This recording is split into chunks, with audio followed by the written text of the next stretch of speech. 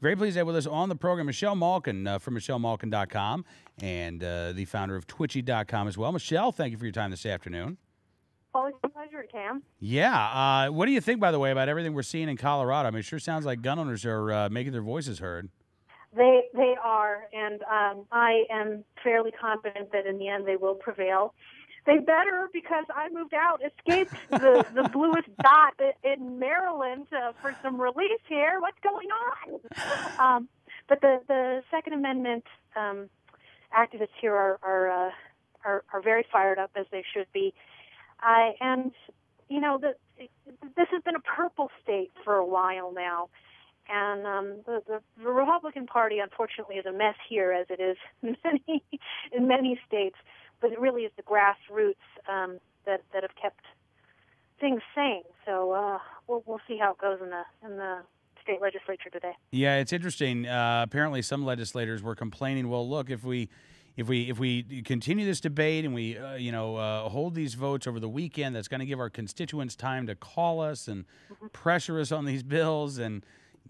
Yeah. Well, I hope that they're taking advantage of the Friday afternoon. Meanwhile, President Obama's campaign, and it is a campaign for gun control, it continues unabated. He's heading up to Chicago to talk about gun control in a city that has a lot of it, in a city that has a really high violent crime rate. I mean, how does the president use Chicago as the case for more gun control, Michelle? It's a contortions of the most astonishing sort, but they're shameless in blaming the NRA, Second Amendment activists, the Republican Party, George Bush, whatever available conservative figure is around to blame. But they've had a monopoly on the Windy City for almost a century now. They've had their way, and it is ground zero for every last failed social justice experiment. Of course, foremost, gun control. And, it's not just that they have a lot of it, it's the most ever in the entire country. And these fatalities, these awful examples of violence go on daily. And it wasn't until the death of this poor innocent girl who just happened to have performed during the inauguration that Obama and his team finally felt it. They were compelled to go back to their bloody hometown.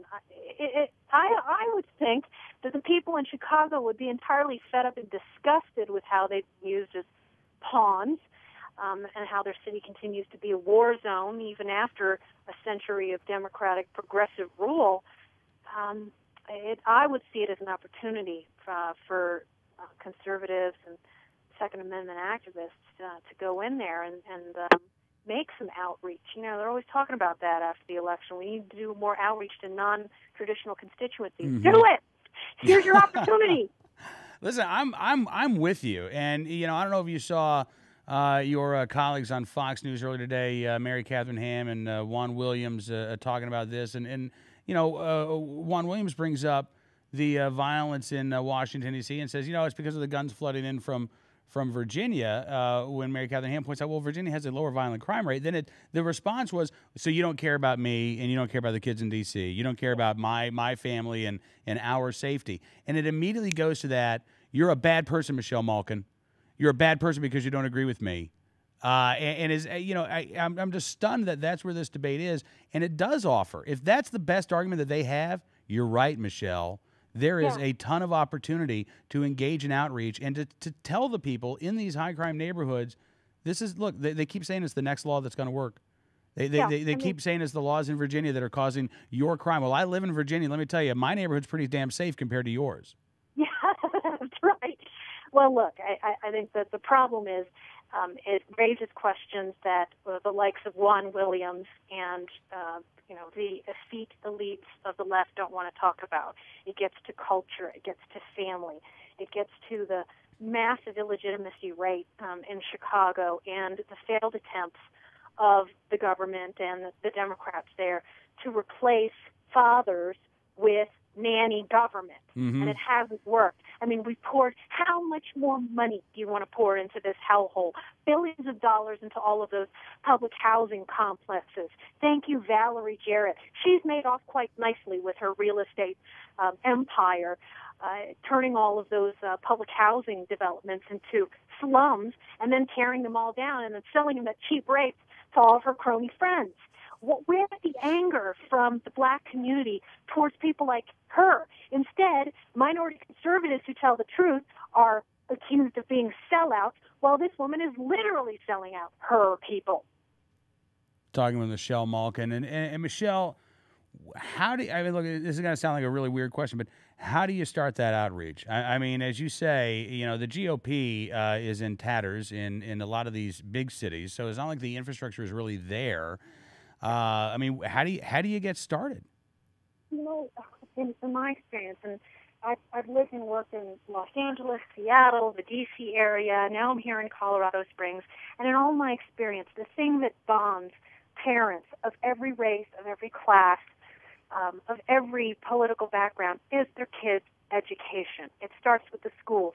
And you see that the conservative movement, the right in particular, makes the most inroads when they go in and point the failures of the government monopoly on schools, the lack of high standards and expectations, the lack of discipline, and of course it's the Chicago public schools where these kids are the most endangered because there's no authority, because there's no discipline. And meanwhile, all the unions there are lining their pockets and then shutting down the schools when they have their financial hissy fits, like they did late last year, and leaving hundreds of thousands of kids abandoned on the streets. When you start talking about parental choice, and when you start caring about what's going on in the classroom, that's when you reach people and get through to people. You look at all of the interesting alliances that have been formed, for example, between minority parents and think tanks like Heritage, or a lot of these philanthropists who have privately championed school choice. Mm-hmm. That's how you turn things around. That's where you start. Talking with Michelle Malkin from MichelleMalkin.com and Twitchy.com. And do you think the president's message is getting through, Michelle? I mean, he's talking a lot, I think, to politicians as well as the American public about things are different now. You can support these things and not have to pay a political price. But it sure sounds like there are gun owners, again, not just in Colorado, but all around the country who are interfering with that message. Yeah, I think this is a different iteration of the Tea Party protests, the national days of the Tea Party. We're seeing Second Amendment activists and people who had never contemplated learning how to use a gun or owning one before. And that's, and you've been reporting on it. We've been seeing it since late last year, this movement of people really taking self-defense seriously and in their own hands. The do-it-yourself mentality is something that still exists in this country in many different forms, whether it's homeschooling or defending your own family, and it's a strong constant. And I think that's where we have to build and grow. I mean, a lot of people have been fed up with the Republican Party in D.C. and trying to figure out how they can make a difference. Well, I mean, every homeowner is passionate about defending their families. There's another good place to start: your home, your school, your kids. Michelle, thank you so much for your time. Enjoy your weekend, and let me know if you need me to contact any realtors in Virginia for you, okay? I'm not ready to give up yet. I got to make a stand here. Don't give up. You know. All right. Thanks, Michelle. We'll talk soon. Bye.